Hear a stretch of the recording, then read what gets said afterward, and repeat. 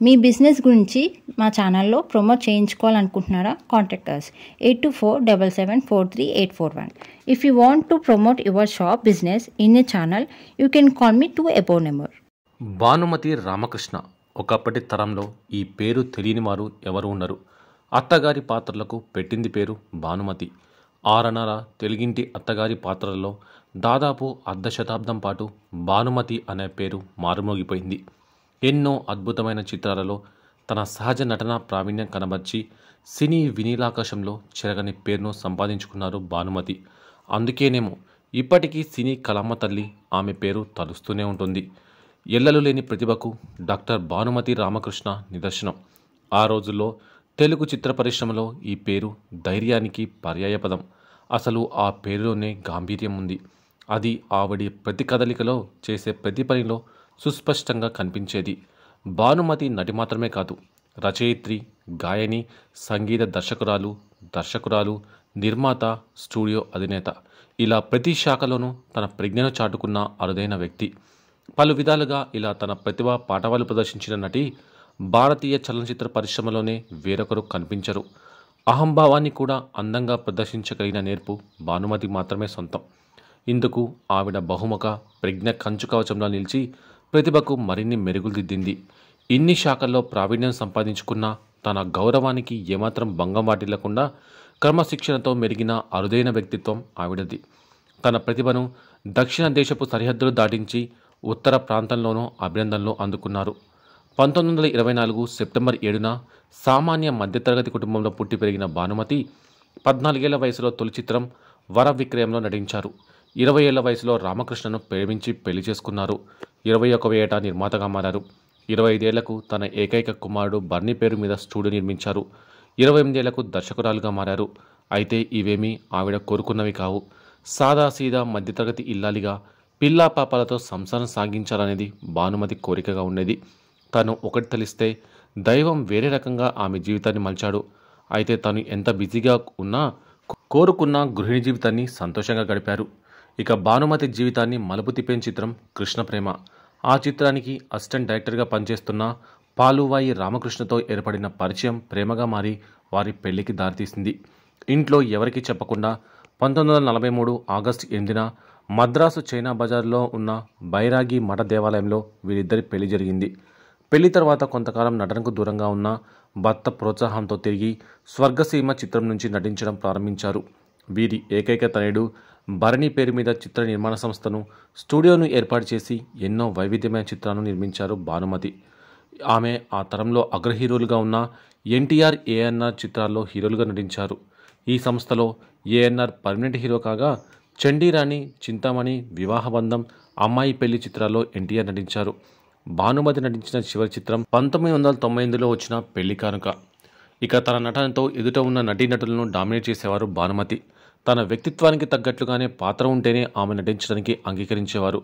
కథానాయిక పాత్ర నుంచి బామ్మ పాత్ర వరకు భానుమతి ఏ పాత్ర పోషించినా అందులో ఆమె ఆధిక్యత కనిపిస్తోంది.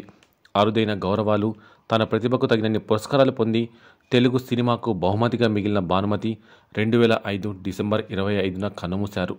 భానుమతి బ్రతికున్నన్ని రోజులు ఆమెను పొగరబోతు అన్నారు. చనిపోయాక వారే అది ఆత్మాభిమానం అని అన్నారు. ఏ భాషా రంగానికి వెళ్ళినా భానుమతి తన నటనా శైలితోనే కాకుండా వ్యక్తిత్వాన్ని కాపాడుకోవడంలోనూ ప్రత్యేకతను ప్రదర్శించేవారు.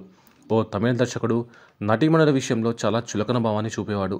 అతను హీరోయిన్ని అయినా మరే నటిని అయినా ఏ ఇలా రా అని పిలిచేవాడు.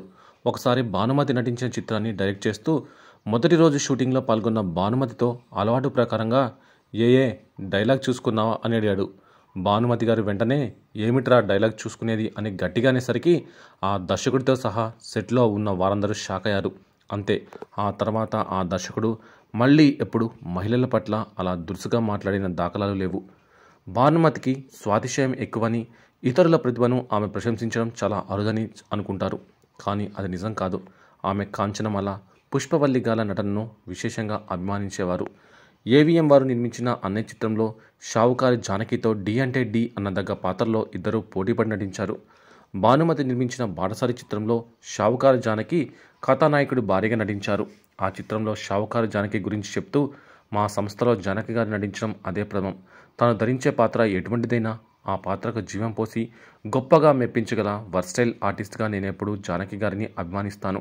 తన మనసులో అగ్నిపర్వతాలు రగులుతున్నా పైకి ప్రశాంతంగా కనిపిస్తూ తన మానసిక క్షోభను బయటకు చెప్పుకోలేని నిస్సహాయ స్థితికి ప్రతీకగా ఆ పాత్రలో ఆమె చూపిన హావభావాలు అద్భుతం అంటూ ప్రశంసించారు భానుమతి. స్వతహాగా గాయని అయిన భానుమతిని హీరోయిన్గా ఛాన్స్ రావడానికి ఆమె గాత్రమే కీ రోల్ పోషించింది. ఆమెతో నటించాలని ఎన్టీఆర్, ఏఎన్ఆర్లే కలలు కనేవారు. తొలి సినిమా అగ్ర కథానాయకుల కన్నా ముందే ఆమె ఒక స్టార్. భానుమతి అంటే ఆత్మవిశ్వాసానికి, ఆత్మగౌరవానికి ప్రతీక. పురుషాధిక్య సమాజంలో సగర్వంగా నిలిచి గెలిచిన దీశాలి భానుమతి. అంతేకాదు, సినీ పరిశ్రమలో ఎన్టీఆర్, ఏఎన్ఆర్లకు భానుమతితో సినిమా అంటే అప్పట్లో హడల్. భానుమతి చాలా నిక్కచ్చి మనిషి. నచ్చని విషయాలను నిర్మోహమాటంగా వారి ఎదురే చెప్పేస్తోంది. ఆమె గళం, విశాల నేత్రాలు, నటన, హావభావాలకు ప్రేక్షకులు నీరాజనాలు పట్టారు. అయితే భానుమతిని మంగమ్మ గారి మనవడు సినిమాలో ఓ క్యారెక్టర్కి అనుకున్నారు దర్శకుడు. భామ క్యారెక్టర్ ఉంది కదా, దానికి ఎవరిని ఎంపిక చేసుకోవాలి అనే ఆలోచన వారికి వచ్చింది. దానికి భానుమతి గారైతే బాగుంటుంది అని సలహా ఇచ్చారు. దానికి గోపాల్ రెడ్డి ఎంతో భయపడిపోయాడు. భానుమతి గారితో సినిమానా, ఆమెను చూస్తేనే నాకు భయం అన్నాడు. ఇక డిస్ట్రిబ్యూటర్ కూడా భానుమతి గారితో సినిమానా, ఈ ప్రాజెక్టు జరగదు అని తేల్చి చెప్పేశారు. ఒకసారి ఆమెని అడిగితే చూస్తే తప్పే ఉంది అనుకుని గోపాల్ రెడ్డి, నేను కలిసి భానుమతి గారి ఇంటికి వెళ్ళాము. కథ వినిపించి బాలకృష్ణతో చేద్దామనుకుంటున్నామని చెప్పాము. దానికి ఆవిడ చాలా మంచి కుర్రాడు, తండ్రిలాగే డిసిప్లిన్ ఉంది అన్నారు. ఆ తర్వాత అందులో బామ్మ క్యారెక్టర్ మీరు చేయాలి అని అడిగాము. వెంటనే దానికేముంది, వాళ్ళ నాన్నకు కూడా నేను బామ్మగా నటించాను, తప్పకుండా చేస్తాను అన్నారు. మీరు టైంకి రారని, యారగెంట్గా ఉంటారని అందరూ చెబుతున్నారు. గోపాల్ రెడ్డి మీ విషయంలో భయపడుతున్నాడు అని అన్నాను. దానికి ఆవిడ, గోపాల్ ఎందుకు భయపడుతున్నావు, నేను అలాంటి దాన్ని కాదు, డిసిప్లిన్ నుంచి వచ్చాను. నేను 35 రోజుల్లో పూర్తి చేస్తాను. నువ్వు ఎక్కడికి రమ్మంటే అక్కడికి వస్తాను. నువ్వు ఏది చెప్తే అది చేస్తాను. నువ్వు ఎంత ఇస్తే అంతే తీసుకుంటాను, ఇది చాలా అని అన్నారు. దానితో గోపాల్ రెడ్డి ఆమె కాళ్ళకు నమస్కారం చేసి, ఇది చాలమ్మా అన్నాడు. వారం రోజుల తర్వాత సినిమాలో ఆమె పోషన్ డైలాగులు రాయించాం. ఆ డైలాగులు విన్న వెంటనే కూర్చుని ఒక్కసారి కాలుతో గట్టిగా తన్నారు భానుమతి. సినిమా లేదు, ఏం లేదు, ఇక్కడి నుంచి వెళ్ళిపోండి, ఈ డైలాగులు నేను చెప్పాలా, ఇలాంటి డైలాగులు భానుమతి చెప్తుందనుకున్నారా అంటూ కోపంతో ఊగిపోయారు. నేను గోపాల్ రెడ్డి భయపడిపోయి డైలాగ్ మార్చి తీసుకొస్తాం అంటూ అక్కడి నుంచి వచ్చేసాము. ఈ ఘటన తర్వాత ఆ డైలాగులు చెప్పకపోతే ఇక సినిమా ఏముంటుంది అంటూ గోపాల్ రెడ్డి నీరసపడిపోయారు. ఏం జరుగుతుందో చూద్దాం అన్నాను. వారం తర్వాత పోరూరులో షూటింగ్ మొదలుపెట్టాము. భానుమతి గారికి ఫ్యాన్ ఫాలోయింగ్ చాలా ఎక్కువ. అందుకే చుట్టుపక్కల ఊళ్ళ నుంచి జనం విపరీతంగా వచ్చారు. అప్పుడు ఇంటి ముందు పని మనిషితో సీన్.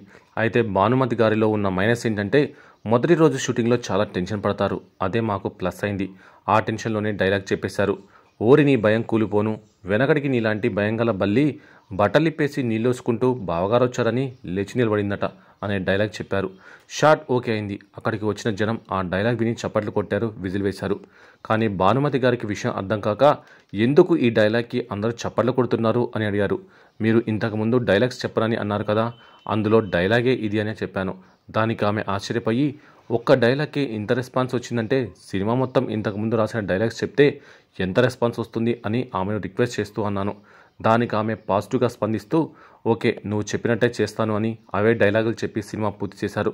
ఆ తర్వాత సినిమా ఎంతటి ఘన విజయం సాధించిందో అందరికీ తెలిసిందే అంటూ చెప్పుకొచ్చారు కోడి రామకృష్ణ.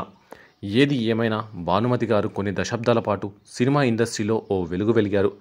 ఆకాశ వీధిలో మేఘమాలికలు హాయిగా ఎగిరేంతకాలం, మనసులా మల్లెలా మాలలూగుతున్నంతకాలం భానుమతి ఆట, మాట, పాట మనల్ని ఉయ్యాల జంపాల లూగిస్తూనే ఉంటాయి.